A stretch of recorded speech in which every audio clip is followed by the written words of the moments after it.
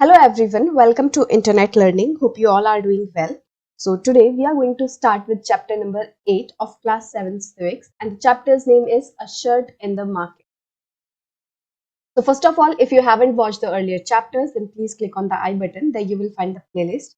And if you are new to the channel, then please subscribe it and don't forget to press the bell icon so that you never miss it. So we'll start with our chapter, that is A Shirt in the Market. So in the last chapter, we discussed in the last topic, that is of market and equality. There we discussed that we will take the example of shirt, and from that we will try to know that is there equality in the market, is everyone get equal opportunity in the market. So basically with the help of this example, with the help of this story of shirt, we are going to know what happens in the market. Like the concepts we learned in last chapter, we are going to know the practicality of those chapters, those topics, that how a market works, what is the chain of market, and how that chain really works. So we are going to look at all these things in this chapter. So this chapter tells us the story of a shirt, yes, and it begins with the production of cotton and ends with the sale of shirt.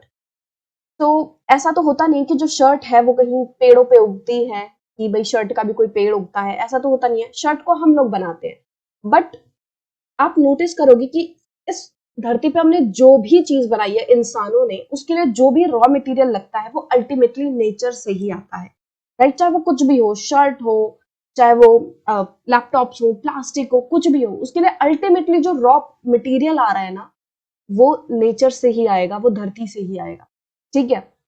तो shirt बना रहे हैं, shirt किससे बनती है? Shirt fabric से बनती है, कपड़े से बनती है। वो कपड़ा किससे बनता है? तो नॉर्मली हम इसमें देखेंगे, हम लेंगे कॉटन का एग्जाम्पल। वैसे अलग अलग तरीके के फैब्रिक होते हैं, वही सिल्क होता है, नायलॉन होता है, मतलब अलग अलग तरह के फैब्रिक होते हैं। But in this chapter we are going to talk about a shirt that is made up of cotton. तो कॉटन कहाँ से आएगी? कॉटन खेतों में उगती है, कॉटन को फार्मर्स उगाते हैं। सो it begins with the production of cotton. So what we are talking about is the journey of a shirt. So how it begins? It begins with the production of cotton. की जो cotton की खेती है, रुई की खेती है, उसके साथ शर्ट की जर्नी जो है वो शुरू होती है और एंड होती है with the sale of the shirt. और खत्म कब होती है? जब वो शर्ट जो है वो बिक जाती है अल्टीमेट कंज्यूमर को, आपके जैसे लोगों को जो कि उसे पहनते हैं। और हम जानेंगे इस चैप्टर में कि किस तरीके से जो चेन ऑफ मार्केट है वो प्रोड्यूसर जो है कॉटन का, उसको जो शर्ट का बायर है उसके साथ जोड़ती है, राइट। कि यहाँ पे फार्मर है और यहाँ पे अल्टीमेट कंज्यूमर है जो कि शर्ट को पहनेगा। तो किस तरीके से चेन ऑफ मार्केट के थ्रू होते हुए ये जो बीच का गैप है, ये क्या है? चेन ऑफ मार्केट इसको फिल करेंगे, अलग अलग ट्रेडर्स जो है वो फिल करेंगे, और तब जाके जो कॉटन का प्रोड्यूसर है उससे लेकर अल्टीमेट कंज्यूमर तक वो जो शर्ट है वो पहुंचेगी। Buying and selling takes place at every step in the chain. अब जो चेन होती है, the chain we are talking about, market जो चेन होती है, उसमें हर स्टेप पे बाइंग एंड सेलिंग होती है। हमने जैसे लास्ट चैप्टर में बात की थी कि यहाँ पे प्रोड्यूसर्स हैं, फार्मर्स हैं, तो वो इसको होलसेलर को बेचते हैं। Selling is taking place, then this wholesaler will sell it to some retailer. So here again selling is taking place. तो अगर हम इसके नजरिए से देखें, इसके पर्सपेक्टिव से देखें कि इसने क्या किया है, फार्मर ने इसको सेल किया है, बट होलसेलर ने सेम चीज को बाय किया है। होलसेलर के लिए वही चीज बाइंग हो गई और इसके लिए वही चीज सेलिंग हो गई। अब जब इसने आगे बेचा तो अब इसके लिए वो चीज सेलिंग हो गई और रिटेलर के लिए बाइंग हो गई। तो जो हमारी मार्केट चेन है उसके हर स्टेप पे बाइंग एंड सेलिंग होती है। बट सवाल ये उठता है कि क्या ये जो चेन है, क्या ये जो मार्केट का पूरा सिस्टम है, इससे हर किसी पर्सन को जो कि इसमें इन्वॉल्व होता है उसे इक्वली बेनिफिट होता है, उसे समान रूप से उसका बेनिफिट जो है, फायदा मिलता है, या कुछ लोगों को ज्यादा फायदा मिलता है और कुछ लोगों को कम? तो इस चैप्टर को पढ़ने के बाद हमें समझ आ जाएगा कि क्या सच में मार्केट में इक्वालिटी है कि नहीं। अ cotton farmer in Kurnool. So in this section, we are going to discuss the story of Swapna, who is a small farmer in Kurnool, and she grows cotton on her small piece of land. So why we are calling her a small farmer? Because she doesn't have a very big piece of land where she can grow her crops, but she has a very small piece. बहुत ही छोटी जमीन है उसके पास जिसपे कि वो खेती बाड़ी कर पाती है. That's why we are calling her small farmer. So she is a farmer in Kurnool, and Kurnool is a place in Andhra Pradesh. So जो उसने कॉटन की फसल उगाई थी उसमें जो बॉल्स हैं अब वो पकने लगी हैं। तो कॉटन जो है एक बॉल टाइप, उसका फ्रूट टाइप आता है, बॉल्स ही होती है जो कि बाद में बर्स्ट हो जाती है, इस तरीके से बर्स्ट हो जाती है और उसमें से ये कॉटन निकलती है। ठीक है, तो अब ये जो बॉल्स थी वो फूटने लगी हैं, वो पकने लगी हैं, बर्स्ट हो जाती हैं और जिनमें से इस तरीके से ऐसे कॉटन निकलती है। और अब स्वप्ना जो है वो इन बॉल्स में से कॉटन को पिक कर रही है, चुन रही है।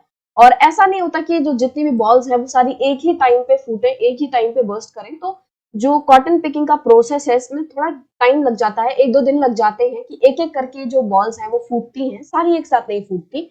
इसलिए जो कॉटन पिकिंग में उसमें कुछ दिन लग जाते हैं। The balls which carry the cotton in them do not burst open all at once, so it takes several days to harvest the cotton. इसलिए थोड़ा टाइम लग जाता है कॉटन को हार्वेस्ट करने में, सारी कॉटन को चुनने में। तो जब स्वप्ना ने सारी कॉटन जो है कलेक्ट कर ली थी अपने खेत से, तो उसको कुरनूल कॉटन मार्केट में बेचने की बजाय स्वप्ना और उसके हस्बैंड जो है उनके हार्वेस्ट को, उनकी सारी कॉटन को एक लोकल ट्रेडर के पास ले गए। ठीक है, गांव में ही एक ट्रेडर था, उसके पास ले गए। ठीक है, अब उसी के पास क्यों ले गए? जो स्वप्ना और उसका हस्बैंड है वो उसको कॉटन मार्केट में क्यों नहीं ले गए?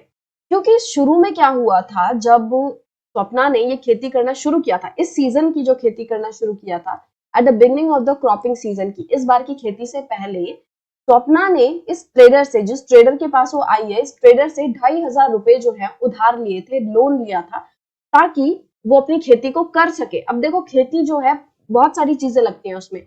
सबसे पहले अगर तुम्हें कुछ उगाना है तो उसके लिए बीज लगेंगे। तो जो छोटे फार्मर्स होते हैं उनके पास इतना पैसा नहीं रहता है कि वो बीज खरीद पाए, वो फर्टिलाइजर, पेस्टिसाइड ये सब खरीद पाए। ठीक है, तो वो लोग क्या करते हैं, नॉर्मली लोन लेते हैं।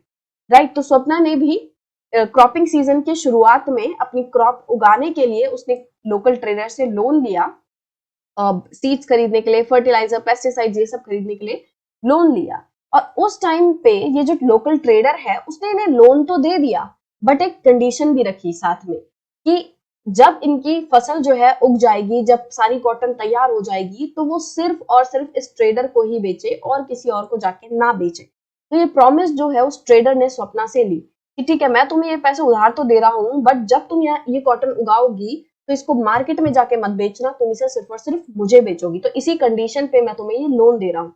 तो ट्रेडर ने ऐसा कहा स्वप्ना को। तो क्योंकि ऐसे प्रॉमिस कर चुकी थी सपना ने ट्रेडर के लिए, ट्रेडर को, तो उसके पास कोई और ऑप्शन बचा नहीं था। अब वो अगर कॉटन मार्केट जाती तो ये जो ट्रेडर है उसको बहुत ज्यादा परेशान करता और ज्यादा पैसे चार्ज करता, और अगली बार हो सकता है वो उसको लोन भी नहीं देता। तो मतलब बड़ी ही मुश्किलों का सामना करना पड़ता स्वप्ना और उसके हस्बैंड को अगर वो ट्रेडर के पास अपना लेके ना जाते, क्योंकि उन्होंने प्रॉमिस की थी। तो cultivation of cotton requires high levels of input such as fertiliser, pesticides and farmers have to incur heavy expenses. तो कोई भी जो खेती है, सिर्फ और सिर्फ कॉटन की ही बात नहीं कर रहे, कोई भी जो खेती है उनमें बहुत सारे इनपुट्स लगते हैं। राइट, जैसे अभी आपको बताया भाई, बीज लगते हैं सबसे important. How you can grow crop without seeds, तो तुम्हें सीड्स की जरूरत तो होगी। ठीक है, पेस्टिसाइड की जरूरत है, कीड़े मकोड़े जो है वो फसल में लग जाते हैं जिनकी वजह से फसल खराब हो जाती है। तो it is important for the farmers to spray pesticides on their crops. और फर्टिलाइजर की जरूरत होती है ताकि अच्छी क्वालिटी की हो, ज्यादा घना जो है उनका प्रोड्यूस बने। तो इस सबके लिए उनको ये सारी चीजें यूज करनी पड़ती हैं। कुछ और भी टूल्स होते हैं जैसे कि मशीनरीज वगैरह हो गई, तो ये भी हो सकता है इनको खरीदने के लिए लोन लेना पड़ता हो। तो इस तरीके से इनको बहुत सारी चीजों के लिए लोन लेना पड़ता है। और लोन ये लोग कहाँ से लेते हैं? गांव में जो ट्रेडर वगैरह रहते हैं उन्हीं से लोन लेते हैं। अब प्रॉब्लम ये आती है कि जो लोन है वो ट्रेडर कुछ ना कुछ कंडीशन पे ही देता है। जैसे कि हमने स्वप्ना के केस में देखा कि किस तरीके से उसने कंडीशन दी कि तुम ये मेरे को ही बेचोगी और किसी को नहीं बेचोगी। तो इस तरीके से जो स्मॉल फार्मर्स होते हैं जो इन ट्रेडर्स से लोन लेते हैं, उन्हें बहुत सारी दिक्कतों का सामना करना पड़ता है।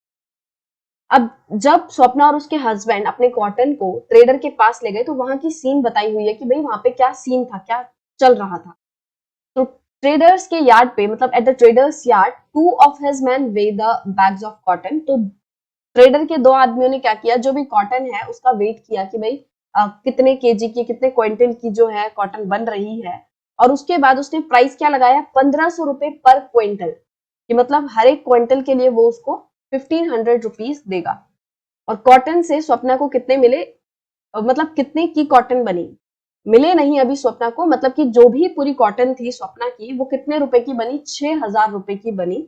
और ट्रेडर ने इन 6,000 में से 3,000 रुपए अपने पास रख लिए लोन के रिपेमेंट एंड इंटरेस्ट के नाम पर कि ठीक है तुम्हारे 6,000 रुपए बन रहे हैं, इसमें से 3,000 मैंने रख लिए जो कि मैंने तुम्हें लोन दिया था उसके लिए, प्लस इंटरेस्ट। तो 2,500 का लोन दिया था, 2,500 का लोन था, प्लस उसने 500 रुपए एज इंटरेस्ट चार्ज किया, तो 3,000 रुपए उसने अपने पास रख लिया और बाकी जो 3,000 है वो स्वप्ना को दे दिए। तो स्वप्ना कहती है 3,000 ओनली, मतलब कि सिर्फ 3,000 रुपए। तो ट्रेडर कहता है हाँ, जो कॉटन है आजकल वो थोड़े सस्ते में ही बिक रही है क्योंकि बहुत सारी जो मार्केट में कॉटन है, तो जब किसी भी चीज की मार्केट में क्वांटिटी ज्यादा हो जाती है, सप्लाई ज्यादा हो जाती है, तो उसका प्राइस जो है वो कम हो जाता है।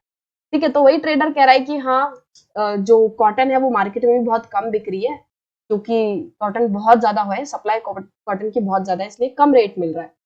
स्वप्ना कहती है I have toiled so hard for 4 months to grow this cotton, मैंने 4 महीने अपना खून पसीना एक किया है, बहुत मेहनत की है इस कॉटन को उगाने के लिए। और तुम देख ही सकते हो कि ये कितनी फाइन है, कितनी साफ है, कितनी अच्छी क्वालिटी की ये कॉटन है, और मैंने उम्मीद की थी कि मुझे इस बार थोड़ा अच्छा प्राइस मिलेगा, अच्छा दाम मिलेगा मेरी फसल से। तो ट्रेडर कहता है कि अम्मा I am giving you a good price, कि मैं तुम्हें अच्छा दाम दे रहा हूँ, मैं तुम्हें काफी ज्यादा अमाउंट दे रहा हूँ, कि दूसरे जो ट्रेडर्स हैं वो तो इतना भी नहीं दे रहे। और अगर तुम्हें मुझ पे विश्वास नहीं है तो जाके मार्केट में चेक कर लो कितना अमाउंट मिल रहा है, कितना नहीं मिल रहा। तो स्वप्ना कहती है don't be angry, how can I doubt you, कि गुस्सा मत करो, मैं तुम पे कैसे डाउट कर सकती हूँ, तुम पे कैसे शक कर सकती हूँ। I only hope that we would earn enough. तो वो कहती है कि मैंने बस इतनी ही उम्मीद की थी कि भाई मुझे इस बार थोड़ा अच्छा रुपया जो है अपनी फसल से मिल जाएगा, ताकि कुछ महीने तक वो रुपया जो है हमारे काम आए, ताकि कुछ महीनों का काम हमारा चल सके। अब वैसे तो सपना को पता था कि जो कॉटन है वो लगभग 1800 पर क्विंटल के हिसाब से बिक रही है, बट फिर भी उसने ट्रेडर से जुबान नहीं लड़ाई, उसको बस ऐसे ही कह दिया कि भाई मैं तुम पे शक कैसे कर सकती हूँ, तुम गुस्सा मत करो, उसको ऐसे ही कह दिया। शी डजंट आर्ग्यू फर्दर, उसने उससे ज्यादा बहस नहीं की। क्यों? क्योंकि स्वप्ना को पता है जो ट्रेडर है वो एक पावरफुल आदमी है, वो एक शक्तिशाली आदमी, उसके पास पैसा है, वो इनको किसी भी तरीके से प्रताड़ित कर सकता है। और गांव में क्या होता है कि जो ट्रेडर्स से लोग लोन लेते हैं वो सिर्फ और सिर्फ फसल के लिए ही नहीं लेते, इसके अलावा भी वो बहुत सारी चीजों के लिए लोन लेना पड़ता है लोगों को ट्रेडर्स से। तो उस चीज के लिए भी ट्रेडर्स को गुस्सा नहीं करना था कि अगर ये अभी गुस्सा हो गया तो आने वाली जो भी दिक्कतें होंगी, अगर हमें कभी भी लोन लेना पड़ गया इससे, तो ये अगली बार नहीं देगा। ठीक है, तो इसलिए भी जो सपना है उसने ज्यादा आर्ग्यू नहीं किया। ठीक है, तो जैसे कि इलनेस वगैरह के लिए हो गया, चिल्ड्रन के स्कूल के लिए हो गया, तो इन सभी चीजों के लिए भी स्मॉल फार्मर्स को ट्रेडर्स से लोन लेना पड़ता है। और कभी कभी ऐसा भी होता है कि भाई साल में जब उनके पास कोई भी काम नहीं होता, तो उस टाइम के लिए भी इनको लोन लेना पड़ता है कि भाई कोई काम ही नहीं है, अर्निंग हो ही नहीं रही है थोड़ी भी, तो उसकी वजह से भी इनको लोन लेना पड़ता है ट्रेडर्स से। ठीक है, अब हम देखें तो स्वप्ना को जो अर्निंग हुई 3,000 रुपए उसकी कॉटन की कल्टीवेशन से, वो मुश्किल से थोड़ा बहुत ही ज्यादा है कि एक जो डेली वेज लेबर्स होते हैं उनसे उसे मुश्किल से थोड़ा सा ही ज्यादा अर्न हुआ होगा। ठीक है, मतलब कि अगर वो एज अ लेबरर काम करती, as a daily wage labourer काम करती, तो भी उसको लगभग इतना ही अमाउंट मिल जाता। तो देख सकते हो कि इन्हें कितनी दिक्कतों का सामना करना पड़ रहा है कि भाई फसल अच्छी खासी हुई थी बट उसके लिए भी प्रॉपर दाम नहीं मिला। क्यों? क्योंकि उससे शुरू में ही लोन ले लिया था, और अब जो भी पैसा मिला है वो मुश्किल से एक आध महीने ही चलेगा, और फिर जब कोई और दिक्कत आएगी, कोई घर में बीमार होगा, जब नौकरी नहीं रहेगी, मतलब जब खेत में काम नहीं रहेगा, उस टाइम पे भी सपना को ट्रेडर्स से लोन लेना पड़ेगा।